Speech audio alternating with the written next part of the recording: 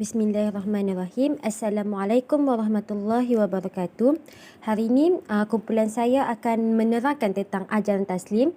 Kumpulan ini terdiri daripada Muhammad Baki bin Mat Sobri, Nur Akilah binti Jamaluddin dan juga Nur Fitin Zulfa binti Muhammad Tasnim. Untuk pengenalan ajaran taslim. Ajaran taslim atau dikenali juga sebagai ajaran agama Matahari yang dikembangkan oleh pengasasnya iaitu Tuan Haji Ahmad Matahari pada tahun abad yang ke-17 ataupun 1870-an di Kampung Seronok Bayan Lepas, Pulau Pinang. Pengasasnya mendapat gelaran Haji Matahari kerana beliau dapat mengagak ataupun dapat menentukan bilakah terbit dan juga bilakah waktu terbenamnya matahari. Jadi apabila meninggalnya pengasas Tuan Haji Ahmad Matahari ini, meninggalnya dia, lalu disambungkan ajarannya oleh anak-anaknya dan juga cucu-cucunya. Ajaran ini adalah ajaran yang tertua di Malaysia, yang mana ajaran ini tersebar di seluruh yang banyaknya tersebar di seluruh Semenanjung, tak terkecuali juga Sabah dan Sarawak. Mereka ini mengamalkan ajaran ini secara tersembunyi, yang mana mereka ini kita tidak dapat membezakan antara ahli sunnah wal jamaah dan juga pengamal ajaran taslim ini, kerana mereka bersembunyi di balik kalangan masyarakat. Ajaran ini juga dapat dilihat mempunyai kesamaran yang sama dengan ajaran Syiah Ismailiyah Al-Batiniyah, yang mana dikategorikan juga sebagai murtad, iaitu seseorang yang boleh dikategorikan seseorang yang keluar daripada agama Islam yang benar. Walaupun mereka ini mengaku sebagai agama Islam, tetapi ajaran mereka adalah sesat dan juga boleh mendatangkan murtad. Baik, sekarang saya akan menerangkan amalan-amalan yang dipraktikkan dalam ajaran taslim. Terdapat enam amalan yang dipraktikkan. Yang pertama ialah Haji Muhammad Matahari ini mengelar dirinya sebagai khalifah, yang mana jika dia meninggal, keturunannya juga akan diangkat sebagai khalifah. Mereka ini juga menganggap Haji Matahari ini merupakan pemimpin yang maksum.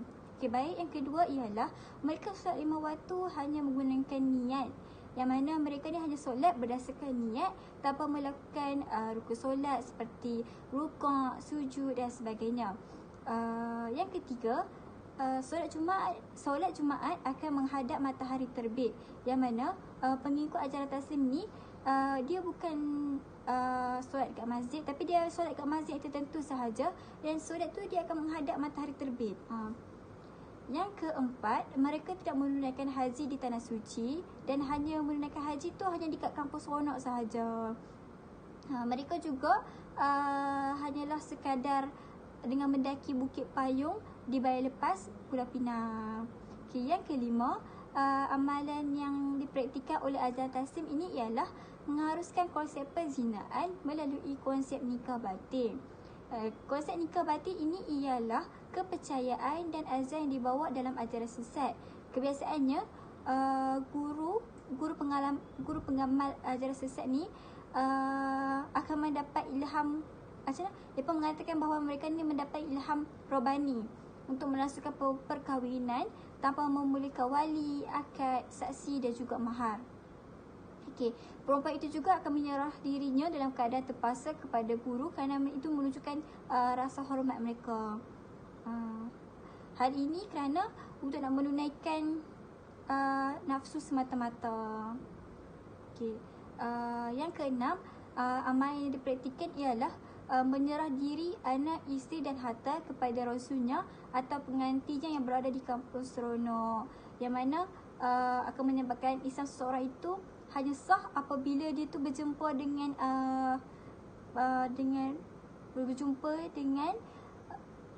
Haji Muhammad ni, Haji Muhammad yang ngasas ni. Sebenarnya bila dia berjumpa dengan Rasul kat Kampung Seronok tu, baru dia dianggap sebagai orang Islam. Seterusnya ialah contoh-contoh kesesatan yang telah diajar dalam ajaran taslim.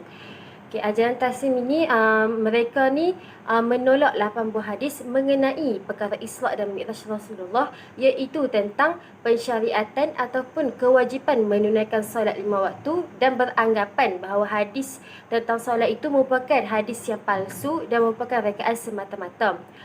Selain itu, mereka ini juga menganggap Al-Quran itu merupakan makhluk dan Al-Quran itu telah dikarang oleh manusia. Mushaf yang sebenar dan asli itu hanya dimiliki oleh Rasul di Pulau Pinang. Selain itu, pengikut ajaran ini juga telah menafsirkan ayat-ayat Al-Quran mengikut hawa nafsu mereka sendiri. Bahkan mereka ini juga telah menolak beberapa perkara gaib seperti wujudnya syurga, wujudnya neraka dan juga hari kiamat. Selain itu, mereka ini juga beranggapan bahawa hari Jumaat ini merupakan hari pertemuan Nabi Adam dan Hawa, iaitu waktu yang sesuai untuk berjima, iaitu pada waktu zuhur.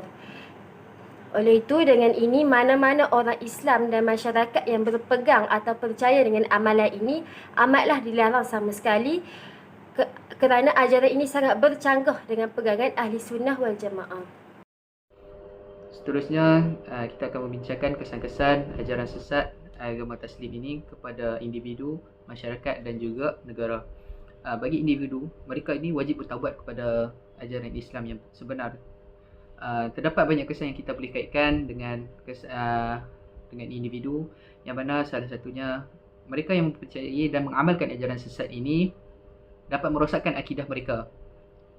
Seterusnya, mereka akan membuang masa dengan perkara-perkara yang tidak bermanfaat sehingga dapat mendatangkan syirik kepada Allah Subhanahu Wa Taala. Itu menyebabkan mereka yang boleh murtad daripada ajaran Islam yang sebenar. Yang seterusnya, pengikut ajaran sesat ini juga dapat dilihat boleh mendatangkan pengabaian tanggungjawab kepada keluarga, masyarakat dan juga negara. Sebagai contohnya, keluarga individu seperti ayah, apabila tidak bersefahaman dengan agama ajaran Islam yang sebenar oleh ibu ataupun anak-anaknya, mereka akan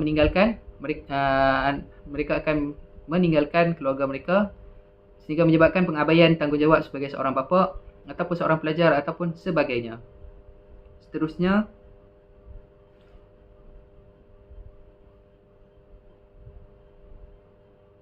berlaku perbalahan di kalangan masyarakat. Perbalahan yang berlaku di kalangan masyarakat sebagai contoh, apabila tidak bersefahaman, perbalahan yang akan berlaku di kalangan masyarakat apabila berlakunya ketidaksefahaman di dalam satu ajaran. Sebagai contoh,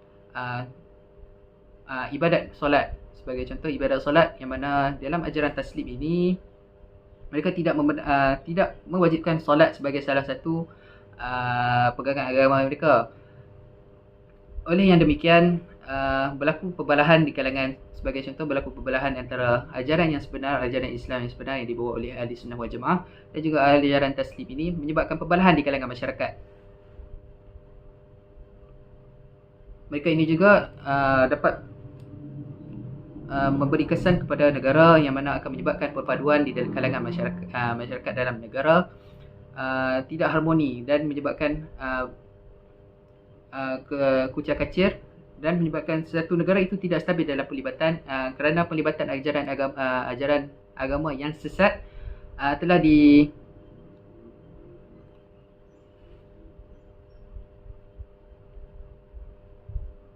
beredar di kalangan masyarakat.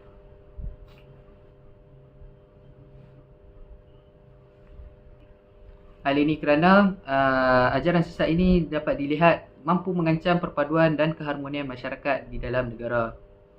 Banyak lagi kesan-kesan negatif yang dapat kita perolehi dalam pengamalan ajaran agama yang sesat seperti Taslim ini.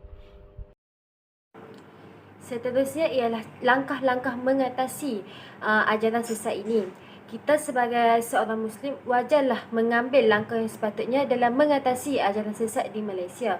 Antaranya ialah melengkapkan diri dengan kefahaman Islam yang sebenar dengan lebih mendalam. Contohnya dengan mempelajari tentang ilmu agama di masjid, surau ataupun sebagainya. Hal ini akan menyebabkan kita mempunyai pegangan yang kuat dan adanya akidah yang sebenar. kita juga tidak akan terpesong kepada ajaran yang lain. Seterusnya, ajaran Islam ini perlulah disebar dengan lebih meluas seperti menyebarkan video, ceramah di televisyen, surat khabar dan sebagainya. Maka ajaran Islam ini akan lebih tersebar dengan lebih mendalam dalam jiwa masyarakat. Akhir sekali, kerajaan juga perlu menguatkuasakan undang-undang. Dengan ini, ajaran sesat juga dapat dihapuskan dan pengikutnya juga wajarlah dikenakan denda yang setimpal. Baik, sekarang saya akan menerangkan kesimpulan daripada ajaran sesat, iaitu ajaran taslim. Yang pertama ialah kita mestilah menjaga diri kita daripada terjebak ataupun terikut-ikut dengan ajaran-ajaran yang sesat. Yang kedua, kita perlu tahu bahawa Islam ini mempunyai 3 aspek yang lengkap, iaitu akidah, syariah dan dan akhlak. Yang mana ketiga-tiga aspek ini adalah menjadi panduan dan kekuatan kepada umat Islam. Okey. Seterusnya, kita mestilah berpegang dengan bersandarkan Al-Quran dan As-Sunnah. Yang mana Al-Quran dan As-Sunnah ini adalah sumber utama kita sebagai seorang Islam. Okey, aktiviti ajaran sesat ini perlu dibendung supaya tidak tersebar luas kepada seluruh masyarakat. Sekiranya tidak diambil tindakan, akidah seseorang itu akan terpesong dan perkara ini akan menghancurkan umat Islam. Okey, yang terakhir sekali, kita sebagai umat Islam wajiblah mempercayai bahawa Allah itu satu dan sentiasa berada dalam jalan Allah supaya kehidupan kita sentiasa harmoni dan aman sejahtera. Itu sahaja daripada guru kami. Sekian, terima kasih.